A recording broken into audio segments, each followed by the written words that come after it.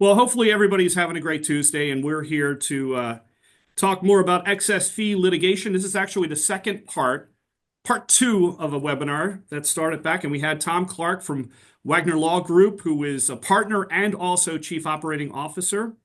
Uh, tremendous experience in all things ERISA employee benefits and helping to litigate a lot of things related to these types of issues on behalf of plan sponsors and fiduciaries and what have you. So his expertise over the course of the last several years when we've had these types of webinars has been so insightful, so valuable.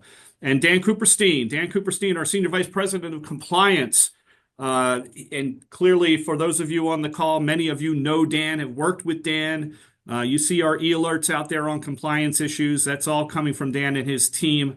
And we're excited to pick things back up and talk a little bit more about these excess fee litigations and the different lawsuits. So why don't we, for those that weren't part of the webinar, part one of the webinar, maybe we can just ask to have a little bit of a foundation before we get started and diving into these particular lawsuits and see what the impact is. So, Tom, Dan, if you guys want to just share a little bit and give everyone a brief background to start.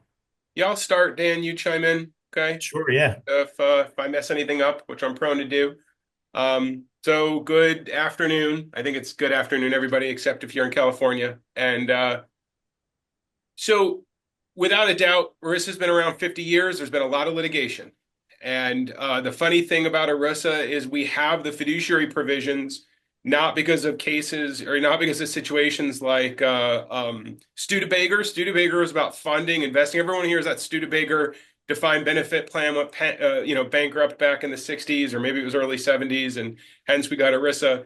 The reason we have the fiduciary provisions in ERISA is because the Teamsters used to borrow from their union health funds and help build Vegas, right? And give, the mob loans and different things. Fascinating history there, right? But for most of the 50 years of ERISA, the focus has been on the retirement and pension side, at least when it comes to fiduciary litigation. Vast resources spent litigating on the retirement pension side. Tons of benefit claims case, of course. So that's not what I'm talking about, right? We're talking about, at the fiduciary, at the plan sponsor fiduciary level, where the plan sponsor is the object of the litigation. And so decades and decades, healthcare has just been sort of below there. It's there, the fiduciary rules apply, but not a lot of attention. And we started to see some lawsuits maybe about 4 or 5 years ago, increasing number, addressing costs and fiduciary roles with regard to healthcare plans. But the defendants in those cases were the carriers, right?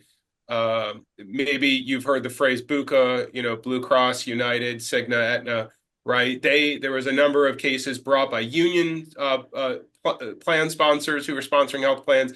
So, that, and then it was just a matter of time until the employer was going to be the recipient of one of these broadside class actions. And that's what we really covered in part one last time, which was Johnson & Johnson got the first one. The plaintiffs' lawyers out of Washington, D.C., who didn't really have any, from my research of them, and I looked into their background, had no experience litigating ERISA at all, which makes sense because they've since partnered with a firm that has a lot of experience in litigating ERISA plaintiffs' cases, and that's a firm called Cohen Milstein. They've been around for a while and have done a lot of precedent-setting cases in the ERISA space. And so Johnson & Johnson had allegations against it that it was, improperly managing the healthcare plan because it was allowing participants to pay far too much in excessive fees for pharmaceuticals. It's one of the easiest ways to get in with one of these cases because theoretically, if Dan and I are in the same plan and we're buying the same drug, we should be paying the same price, right? If we both go to Walgreens, we should be paying the same exact amount for the same drug. And if it's excessive, then, we're both paying excessive fees, as opposed to it's very hard to sort of go in and bring a claim about colonoscopies or something because I may have gone to a regional community hospital. He may have gone to a same-day center, right? They may be completely different hospital systems that we go to or doctors groups. There's a lot of more variety on the medical claims side, but without a doubt, the plaintiff's bar has its sights set on healthcare plans. My old employer, for those of you who don't know my background, I work for service providers and plan sponsor employers now, but I started my career working for a gentleman named Jerry Schlichter, who sued the very, very largest of the 401k plan sponsors. And so I'm very familiar. He's taken two cases to the Supreme Court. He's on his third right now. We're waiting for a decision in the Cornell case that was just argued a few weeks ago. So I have a lot of familiarity with what it looks like to broadside against an industry using ERISA as your main law that you're citing to. So we've seen this J&J case. Shortly thereafter, we saw a case against Wells Fargo. Similar enough claims, we'll get more into, the differences later, but similar enough claims, again, participants are paying too much in pharmaceuticals in their plan. The J&J background is pretty good, in the sense of if you have to be a plaintiff's lawyer and write a complaint, you want to, get the best facts, the sexiest facts, if you will, Brian, right? So, of course, they picked a drug for MS, right? Because MS is all diseases are terrible, but MS is especially egregious, right? And then they found, a drug, and it was like, I could buy this for $46 on average at 7 different pharmacies, but the plan was paying like $10,000, whatever the exact number was, right? So of course you start with the big fireworks display of claims, and we were waiting for a decision, and that was really kind of where we left things on part one, which was, wow, you have these lawsuits, but nothing had been decided yet. Okay.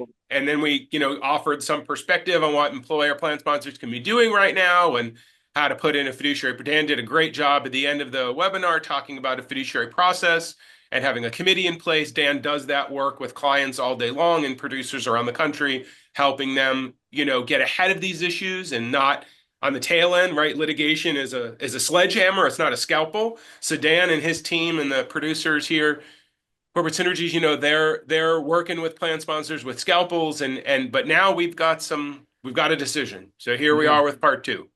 So on that, and Dan, chime in if you want to. Yeah. There, to your point, their decisions, 2 to 3 counts were actually dismissed.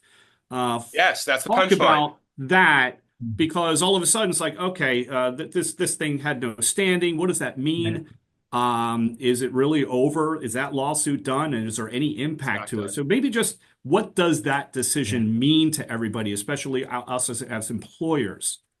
Yeah, so I'll talk about this most recent development, right? So January 24th of this year, the court grants the motion to dismiss without prejudice, basically dismissing these claims against Johnson & Johnson, saying that they were too speculative, and that the plaintiff didn't have standing, because even though there was an injury in fact, which means that she really did have an injury, the plaintiff, for paying higher prices for drugs under the plan, there was really nothing that could really be done about the damages that were owed to her, because the plaintiff in the case, Ms. Lewandowski, she met her prescription drug cap each year.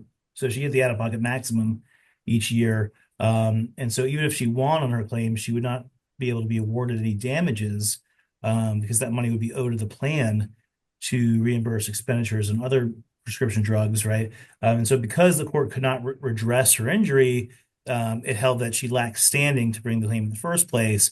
And so, obviously this was a big victory. We really see this really as more of a temporary victory, really. It was and really for just one particular employer and plan sponsor, Johnson & Johnson, because it was dismissed without prejudice, other plaintiffs could still come forward in the case, who had not hit their out-of-pocket max and may still have a viable claim. And then additionally, we talked briefly, Tom mentioned the complaint filed in July of last year in Navarro v. Wells Fargo. Interestingly, just 4 days after this decision on January 28th, the plaintiffs amended their complaint in that almost identical complaint to the one against Johnson & Johnson.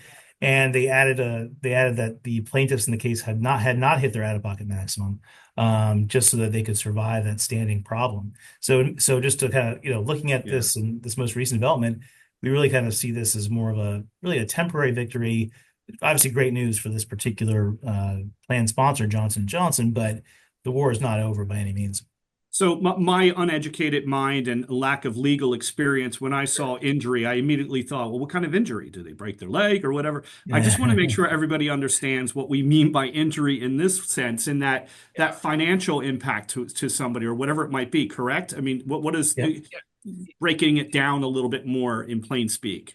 Dan, you want me to take this one? Yeah, go for it. Yep. Yeah, the concept of Article 3 standing, like it literally refers to the Constitution, right? And it's this concept that I might have a participant in a health plan or a participant in a pension plan has a right to bring a case. That right comes to them via statute, right? It says participants can bring lawsuits under, 502(a)(2), citing Section 409 for fiduciary breach, so on. But just because you have the statutory right, there is this other requirement that you have to, again, show injury. And so, Dan, you did a great job. Like, let's just say in a very simplistic world, Ann Lewandowski had 10 prescriptions, right? And, and the line out of pocket max was here. And the way that it was alleged, and I think this is the important thing, the way that it was alleged was an artful, maybe, to say, look, she hit her out of pocket max. So she paid up to here. The plan sponsor paid up to here. But what's probably missing from that complaint, I didn't know about you. I did not go back and reread every paragraph of the complaint to see how it was pled after I read the motion to dismiss order. But my guess is that not only are we going to see new plaintiffs that haven't hit their out-of-pocket max, so they'll be somewhere in here. My guess is we'll have some allegations about Miss Lewandowski doing math on her prescriptions to say, well, wait a second, I was owed like the reasonable cost of this drug should have been this and should have been this and should have been this. And when you start to do the math and subtract it, magically, you're going to see some allegations now she's below that out-of-pocket max number. And now it's not speculative anymore. Now it's like, well, wait, I was breached. I'm actually owed money from last year, and I should have been taken below the out-of-pocket max, which would have gone to me. I don't know that we'll see that, but it's certainly a possibility that the court has, since the court has given her opportunity to replead, she will do so. But if she cannot do so, because basically the court says you were going to hit the out-of-pocket max anyway, But regardless somebody of else on plan assuming could. everything you say is true and that you were ripped off on your prescription Yeah. drugs. You were going to hit the out-of-pocket max anyway, unless you give me more facts. Give me more facts to say that you weren't. And so here's your second bite at the apple. So I guess what we're seeing is that they're getting smarter about how they go about this to the point where, okay, the way we presented it before didn't pass, no problem. We have plenty of opportunities to get it right. And that's why you're continuing to see these lawsuits happen. My question beyond all that, you mentioned before, it's like this big broadside against healthcare. I mean, the bottom line is everybody's coming at healthcare costs in different ways, and we're focused on one area of that. But looking at all of these different lawsuits and assuming they're getting more specific for the purpose of getting the right outcome from it, what does it mean from an employer? Where do we see this going? I mean, our job is to advocate on the part of the employer. Our job as a broker, I'm speaking from Corporate Synergy's point of view, our job is to ensure that we are able to do what's right for them and reducing costs and bringing attention to it. How does it help that situation, both from a broker standpoint and an employer standpoint? So my take, generally speaking, is that most employer plan sponsors, if not all, do the best they can in a marketplace they don't control, right? For better or for worse, this is a marketplace that is controlled by entities that have very good, expensive ERISA lawyers who write very good, expensive agreements, which make it hard to have transparency. Hence why we have the CAA. We discussed the CAA on the last one. I don't like to see the plan sponsor employers be the target of these lawsuits, right? I've pretty much been on record saying that I don't like it. I don't know that this should be solved via legislation or via litigation. This is really a legislative issue, right? Certainly litigation plays its part, but if we want to clean up the situation, it should just be done legislatively, fairly, right? And in the meantime, these employers are footing the bill, right, to defend practices that they didn't invent, they don't control, And we saw that in the series of lawsuits that have actually been brought by the plan sponsors against, in that particular instance, it's Aetna, but I'm not out there. I have no idea whether Aetna did or didn't do anything wrong. Like none of these cases have been decided, but some plan sponsors have started to stand up and say enough is enough. We don't like the way this is going. So now they're suing. But again, litigation is incredibly expensive. Having read people's emails for a living over the last 20 years doing e-discovery as part of my practice, it is very inefficient, right? It is not it's like wanting to cross the street and going the entire way around the planet to get there, right? When you could just cross the street. So yeah. Yeah, I think Yeah, that's great. I mean, I think that the broker can really help, right? If you are a plan sponsor and employer, right? Um, a broker and consultant like us, like people at CSG and the Foundation Risk Partners companies, help you in that negotiation, right? With all of the different things that you have to consider. But you need to find folks like us. You need to find really qualified consultants that are independent, truly independent, right? Truly transparent about how we're paid and what we do for that money. And that do not have conflicts of interest and really just essentially acting as your advocate, right? Not merely mimicking essentially the perspective of the large PBMs and carriers. So I mean, what we can do is we can help with a number of different things, reviewing, benchmarking and reviewing that information, looking at the compensation and how, of these different PBMs, helping with establishing the fiduciary committee for reviewing service provider compensation, documenting policies and procedures for, things like that that you would need to do to kind of avoid the litigation. So I think, finding a really great broker and consultant can be really helpful and really help you get out of these types of lawsuits.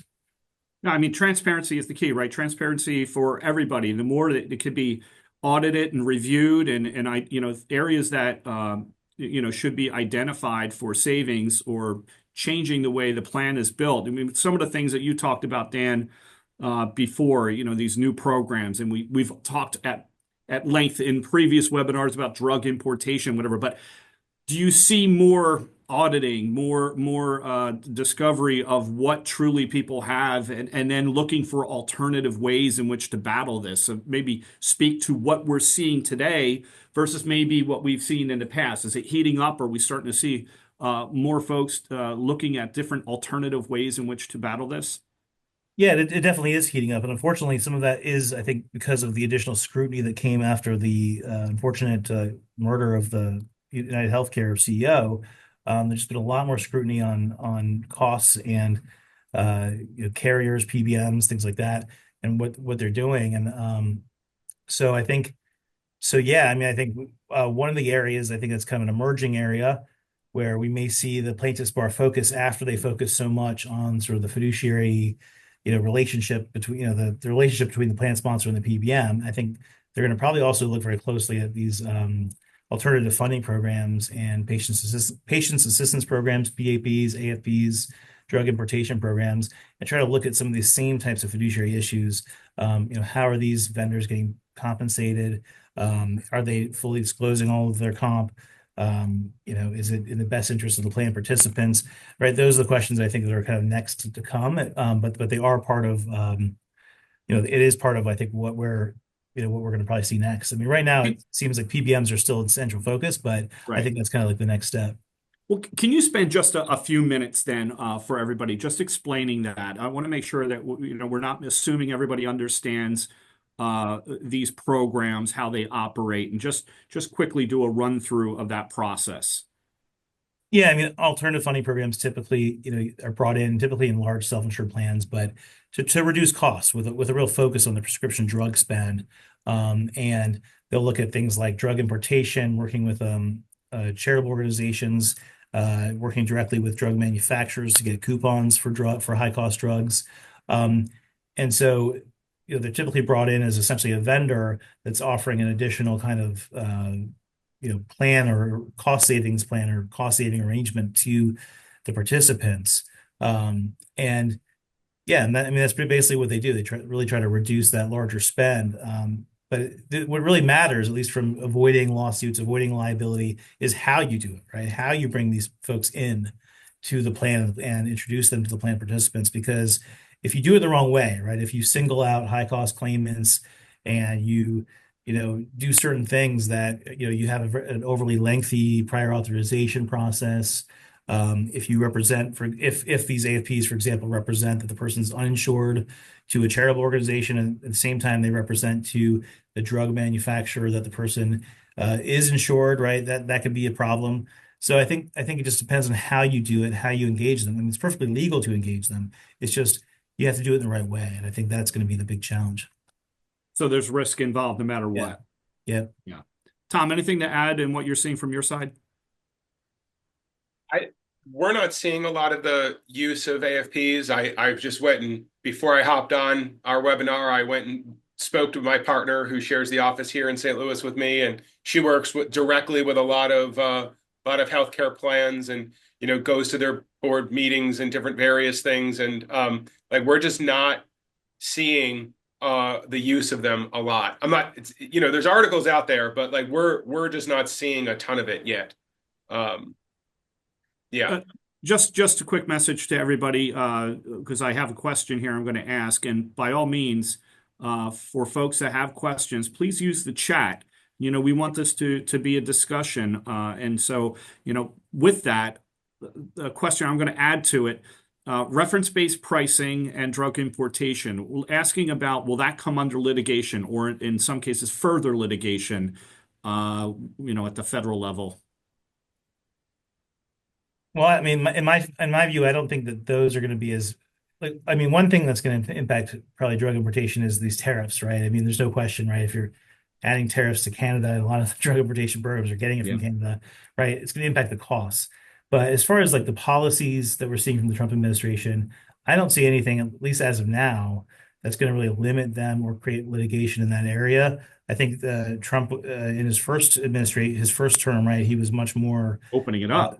yeah, he wanted to open that up. Exactly. Well, So he was talking even about, that, is there going to be more emphasis on it to open it up and have less restrictions on it? I guess that, goes yeah, either yeah, I way. think I think so. I mean, we haven't really seen that much detailed discussion of it, but yes, I think that a big overarching kind of policy goal is to reduce the regulation, reduce the limitations on those things.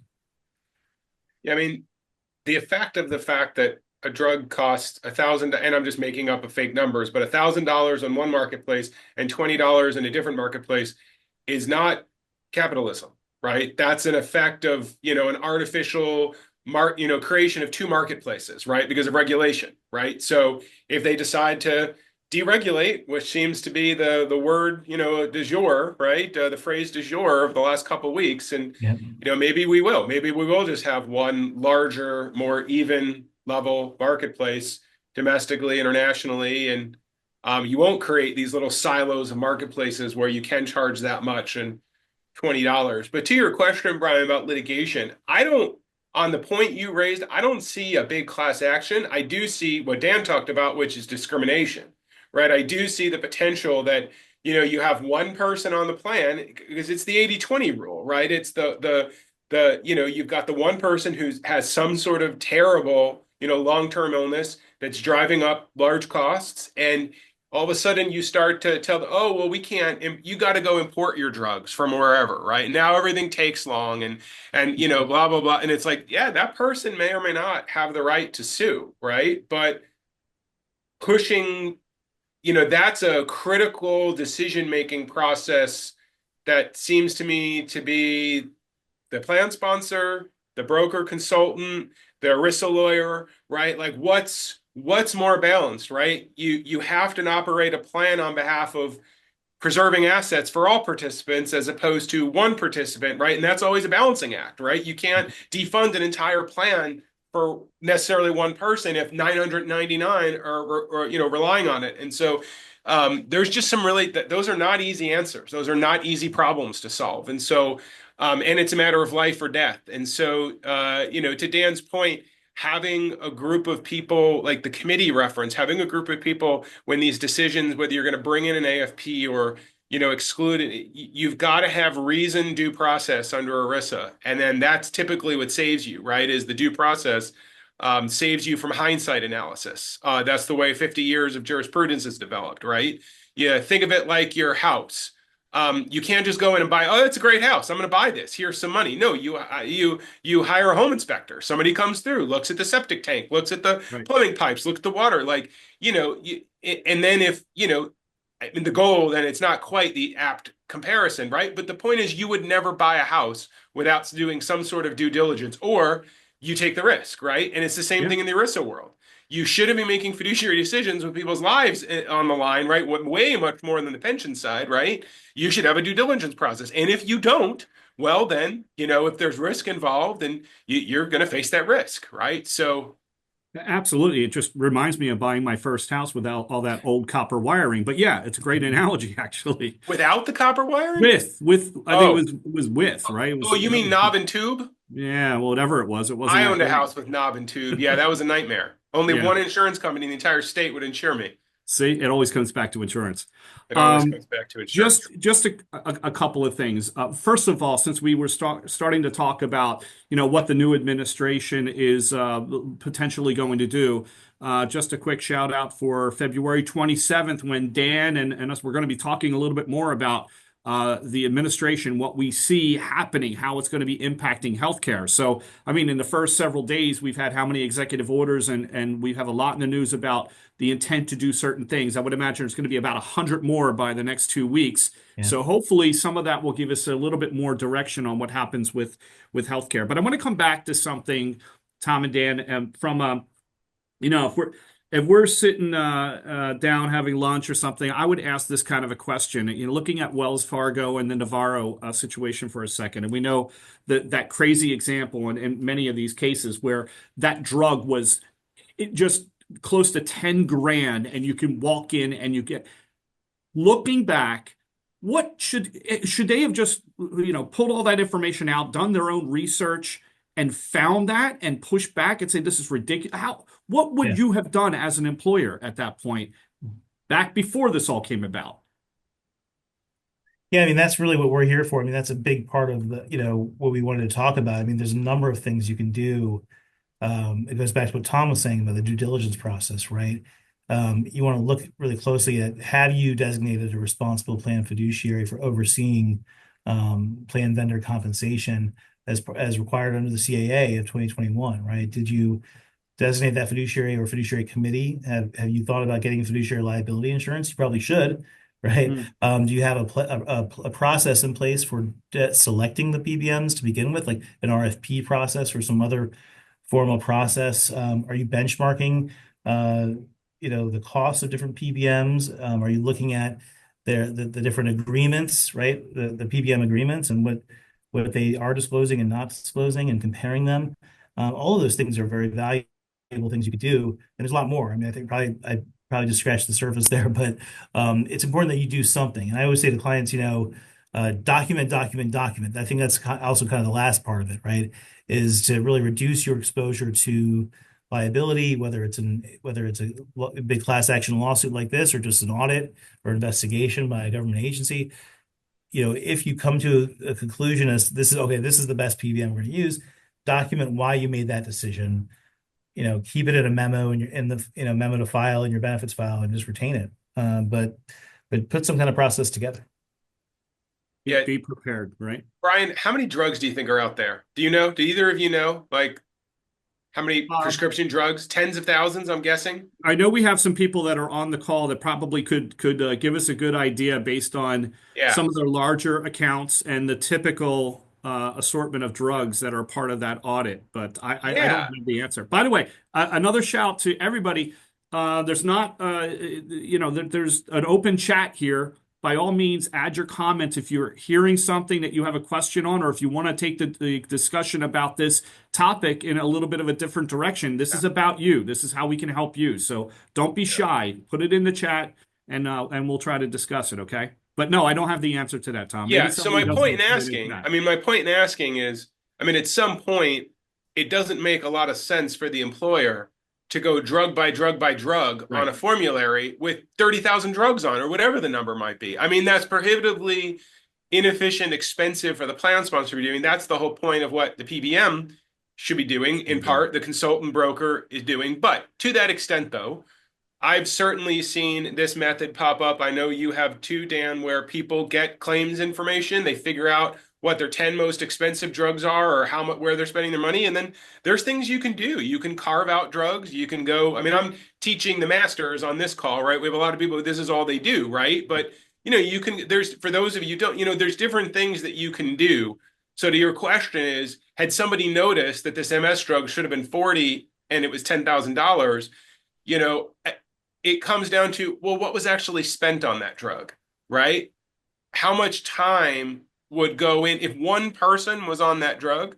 That may not be prudent from a fiduciary standpoint to have created a whole thing to go carve that out, right? Or to go fight that one drug, as opposed to we may find out Johnson & Johnson was doing that, but they, ranked the 50 most expensive drugs in their plan and they were somewhere on drug 34 and this drug was drug 63. We just literally have no idea what the facts are. That's the fun of allegations. You don't have to put the defense's facts in your complaint, right? So if this thing actually does go to discovery, we may find out that, I mean, we just don't know. Johnson & Johnson may have been fighting with their PBM the whole time to get the very best formula, formulary they could, and this was just the balancing act, right? Like we don't know. That all those facts are going to come out if the case gets legs and makes it to discovery.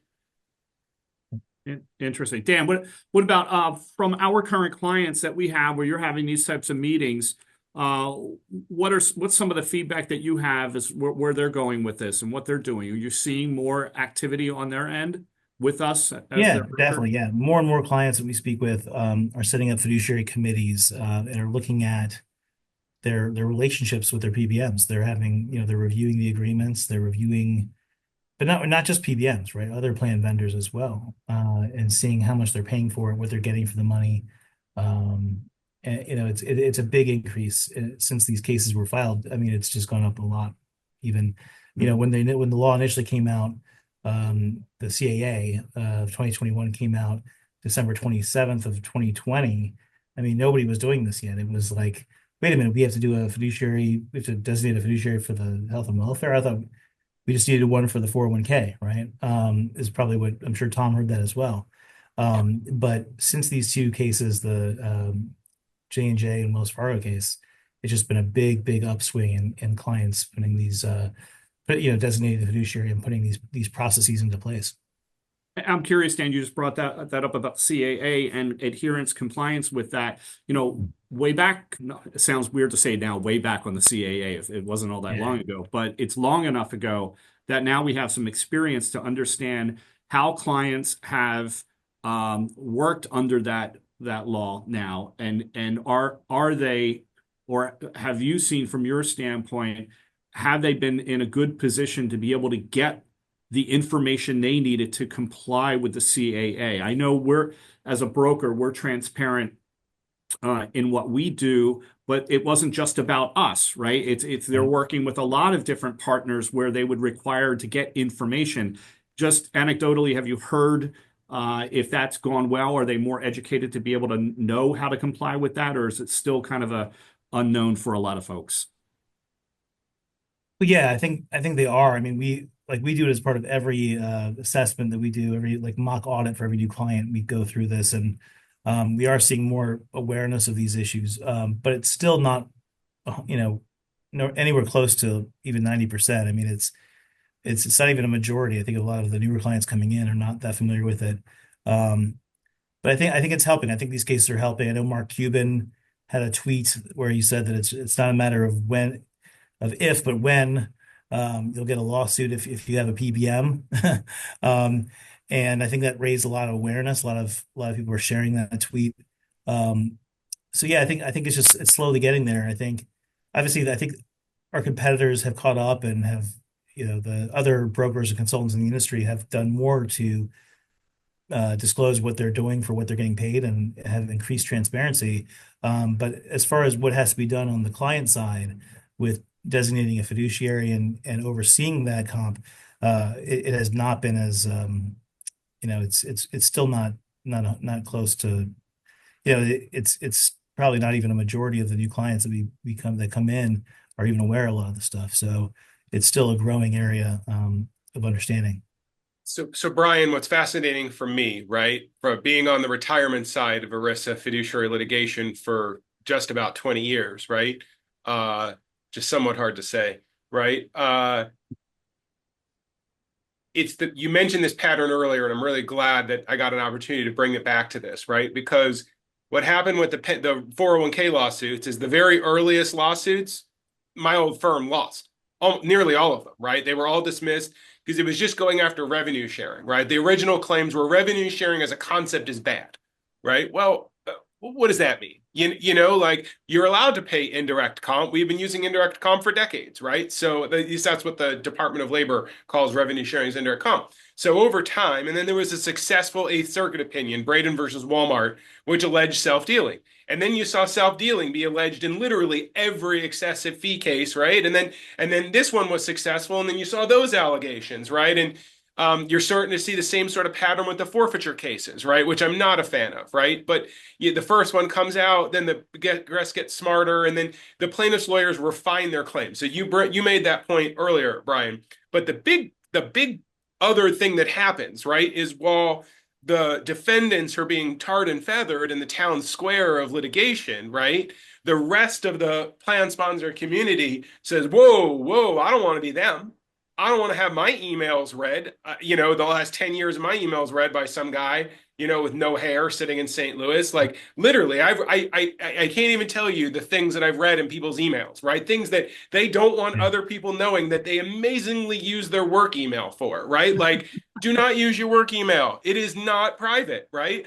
Even your private email for that matter. So now we have this opportunity where these two particular plan sponsors have, been the target, but everybody else is cleaning up their act around, the rest of the space. And so, well, I'm not going to be a plaintiff's lawyer apologist, right? There's a reason I'm on this side of the V now, right? But like at the same litigation does spur action. And yes, it's inefficient and terrible for the ones who are having the claims alleged against them. And frankly, even being a plaintiff is terrible. It's all stressful. There's nothing good sometimes that can come from litigation. But this is now following a familiar pattern, right? The lawsuits get smarter, everybody else gets smarter thanks to those people being attacked. And Yep. this will take time, right? Think about what's happened in the 401k space. I would say, from my perspective, it took 10 years for people to really clean up their acts. For everybody, every plan above $1 billion used to be the target, and they kind of cleaned up their acts pretty quick. And then it took a while to get from 500 million to a billion. Then it's taken a while to get from 100 million to 500 million. They were sort of, and then anything under 100 million. I mean, it's a crapshoot from what I see on a day-to-day basis working with those kinds of clients. I kind of expect the same thing to happen on the healthcare side, right? The biggest of the plans are going to be like, whoa, Johnson & Johnson looks just like me. Wells Fargo looks just like me, right? If you're a big defense contractor or something like that, with 100,000 participants. And it's going to take time to sift down to the lower end of the mega market, the large market, and then the mediums for those of who are self-insured. I imagine it clearly is not like flipping a switch.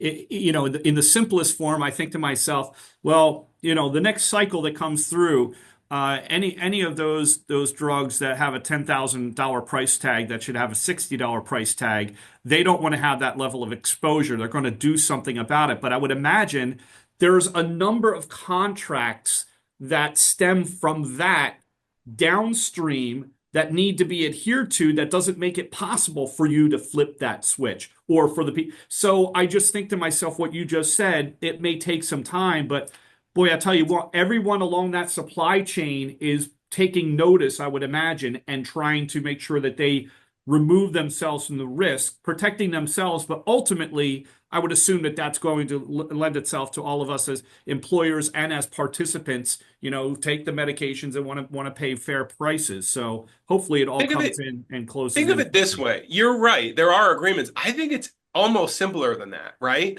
Like, imagine if you got a box from IKEA with no instructions. The parts are all there. You know that if you just knew what the instructions were, you could probably build what's in the box, right? but if there's no instructions. So for the healthcare plan sponsors out there who are just fighting to keep their lights on, I mean, I don't know. I run a small business here. We have 70 employees. We have 9 offices around the country. It's not easy being a small business owner. It's not easy being a large business owner, right? There's only so much expertise to go around. And if you've built that IKEA box 25 times, you don't need instructions, right? I have this particular set of blinds that I buy from Lowe's that are like the 2 inch wide and you can cut them. There's a big machine. I've put up in the last 8 years, because I've moved far too many times, I have literally put up 200 sets of those blinds, man, maybe 150 sets, right? I could literally do it with a blindfold over my eye. Get me my power drill, I don't need instructions. But how many companies out there, plan sponsor employers, have Dan's experience or your experience or many of your broker? Now, they have brokers, but not every plan has a great broker, right? Who's done the transparency thing. So oftentimes you could be ready to build that IKEA box and everyone's raring to go. You just don't literally have the support and the expertise, and you got to wait for the Dans to get in line to help you.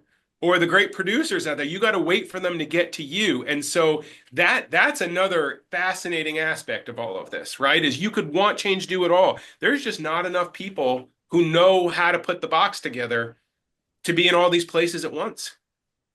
Yeah, it's interesting. And it's not just Dan, it's all of us, brokers, whether it's corporate synergies or others that should be playing that role.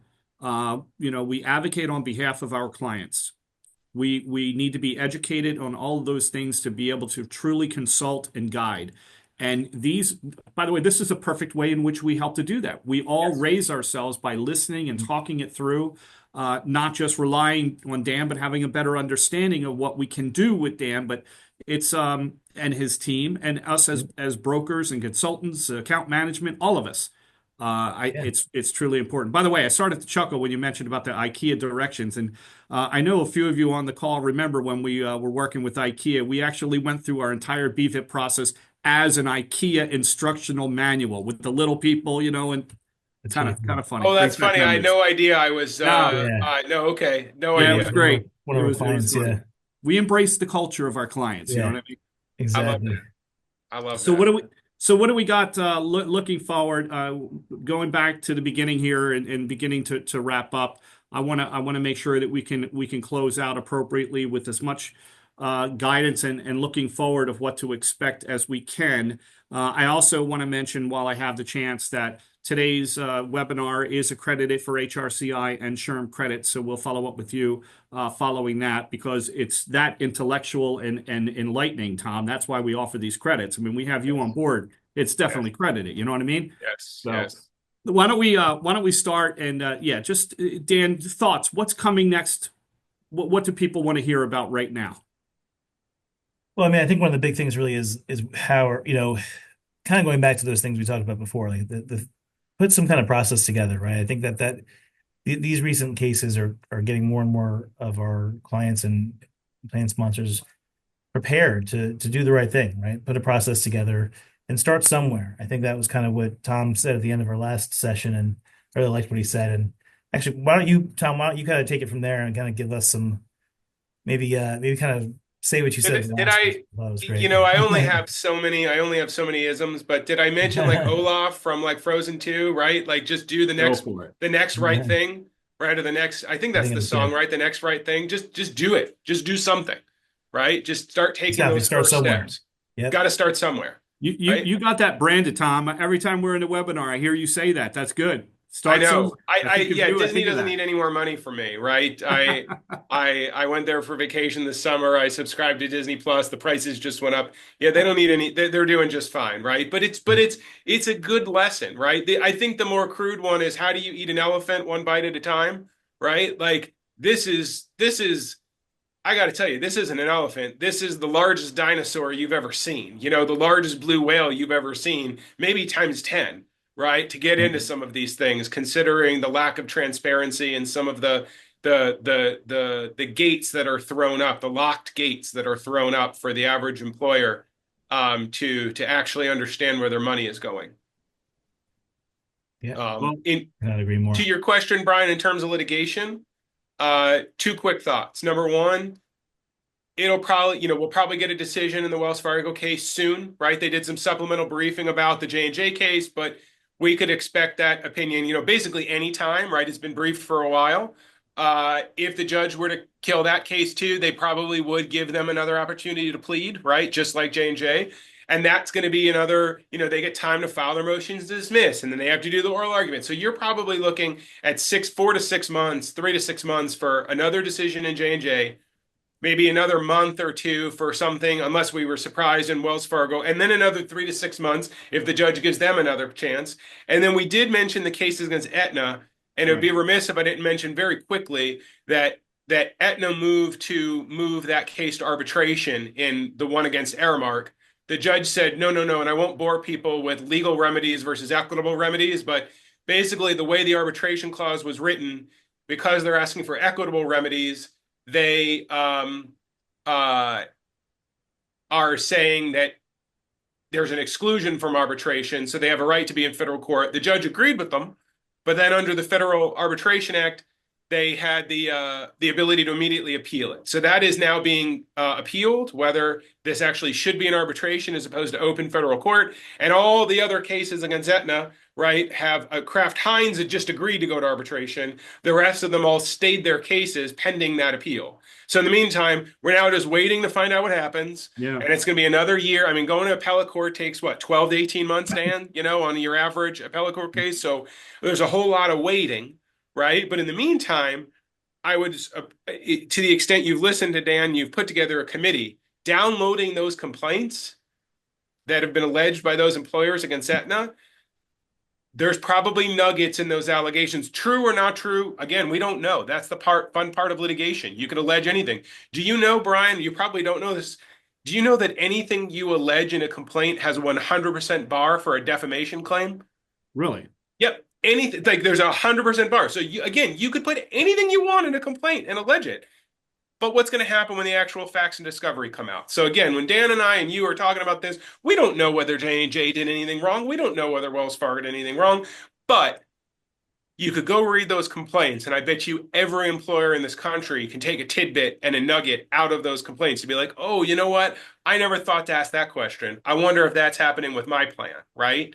And so don't wait for these court decisions. Use these complaints as an opportunity, to have hard conversations with everyone, with your carrier, with your broker, with your PBM, and try to, make sure that your plans are being operated according to the law.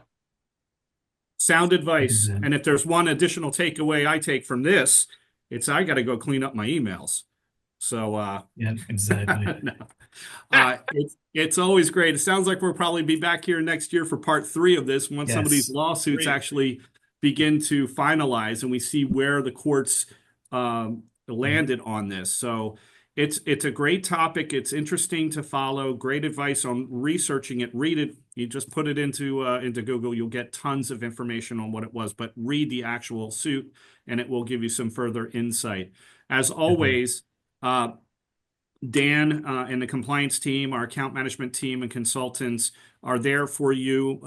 Please engage with them. If you have any questions or follow-up on this, we will make sure that we get back to you to clarify anything that you heard today that you have questions on. And with that, we're going to continue to push out thought leadership and education. So join us at the next webinar on February 27th. All the information related to our events can be found on corpsin.com. Go to the events page. While you're there, check out our Knowledge Center where you will see tons of articles from various subject matter experts, including Dan and many others that are on this call. We appreciate everybody's time. Brianna, I think that you will be following up with folks once we download the list of attendees for their HRCI and SHRM credits. Is that correct? Yes. Thank you, everyone.